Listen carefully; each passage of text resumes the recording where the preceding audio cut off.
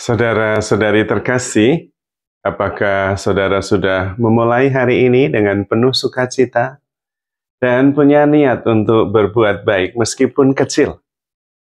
Semoga Tuhan memberkati niat baik saudara. Jangan lupa hari ini hidup sepenuh hati, karena hidup hanya sekali, harus jadi inspirasi. Saya mau bercerita tentang seekor ikan yang tinggal di sebuah kolam. Dia dari kecil, lahir kecil besar di kolam itu, dan karena itu dia mengetahui seluruh kolam itu. Tetapi itulah seluruh dunianya, kolam itu.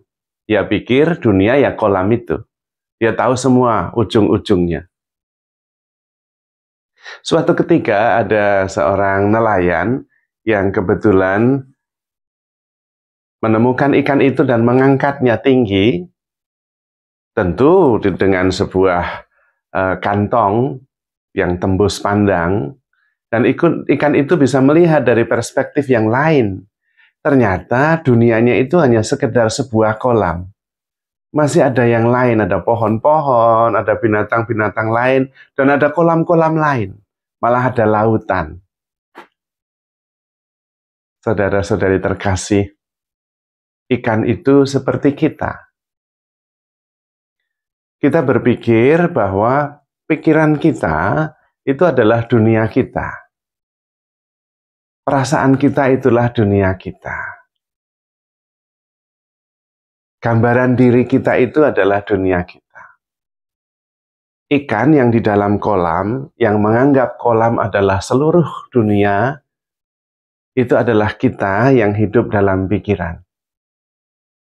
Ketika kita hidup dalam pikiran, ya kita seperti kolam itu. Karena pikiran kita ya hanya itu saja. Tidak bisa kemana-mana. Mengulang apa yang kita ketahui. Tidak ada yang baru sama sekali. Hanya mengulang saja apa yang ada dalam memori. Dan itu sebetulnya bukan kenyataannya. Karena pikiran itu adalah hasil dari bentukan didikan orang tua, masyarakat, dan juga kesimpulan-kesimpulan, memori-memori yang kita kenal, juga trauma-trauma yang kita ingat. Dan kemudian itu diproyeksikan. Ya dunia kita hanya seluas itu. Kita memandang orang lain seperti yang kita pikirkan, memandang diri sendiri juga seperti yang kita pikirkan, memandang dunia ini juga seperti yang kita pikirkan. Padahal pikiran kita cuma kecil sekali. Kita tidak tahu ada kolam lain. Selama kita hidup dalam pikiran kita hidup dalam penjara kolam. Meskipun luas, tapi sebetulnya penjara. Bagaimana kita bisa sungguh-sungguh bebas dari belenggu kolam pikiran kita yang sempit itu? Kita bisa latihan, melepaskan semua yang kita kenal. Apa yang kita kenal sebetulnya adalah apa yang kita pikirkan. Dan itu bukan kenyataannya. Kalau kita melihat sebuah pohon, misalnya pohon mangga, kita cuma menaruh label mangga, pohon mangga. Tapi kita tidak mengerti pohon itu sebagai sebuah realitas yang aktual. Kulit-kulitnya, lapisan-lapisan kulit, dan kemudian bagaimana makanan terangkut dari akar, lewat batang, ke ranting, ke daun, dan menghasilkan buah. Kita nggak ngerti. Kita ngertinya cuma label aja, itu pohon mangga. Tapi sebenarnya kita tidak mengenalnya. Yang kita kenal cuma pikiran kita sendiri tentang pohon itu. Dan kita menganggap pohon itu sama saja dengan pohon-pohon yang lain. Karena kita hidup dalam kolam pikiran kita yang sempit. Bagaimana caranya supaya kita bisa terbuka dan kemudian mengenal dunia yang lebih luas? Kita harus meruntuhkan semua yang kita kenal.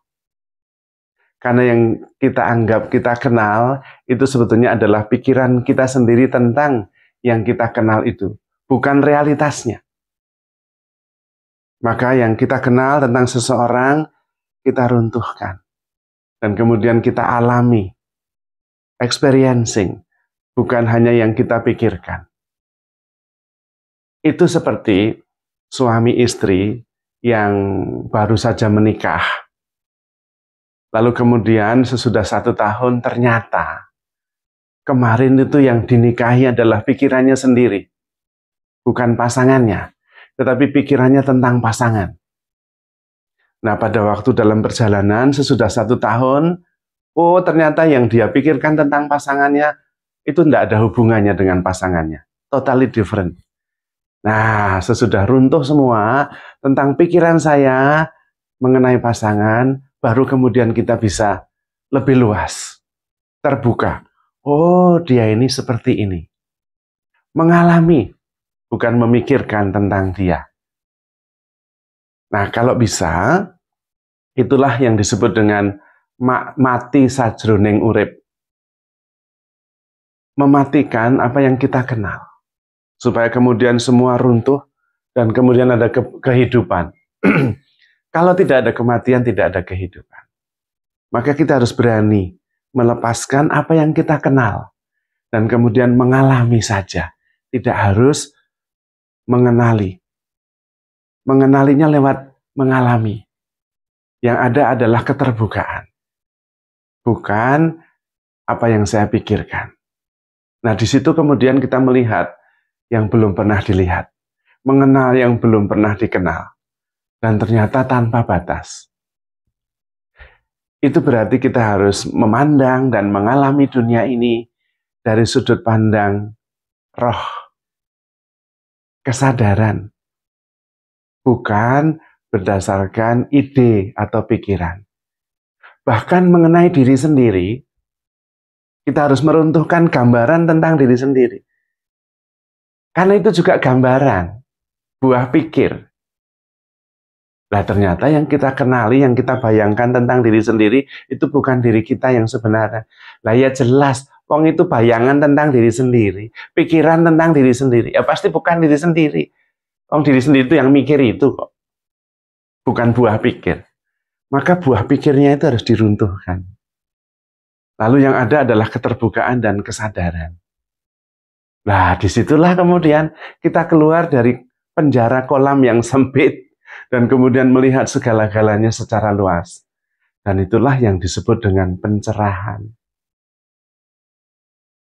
Ternyata, yang kita pikirkan tentang diri sendiri bahwa saya adalah individu, itu ternyata juga tidak tepat.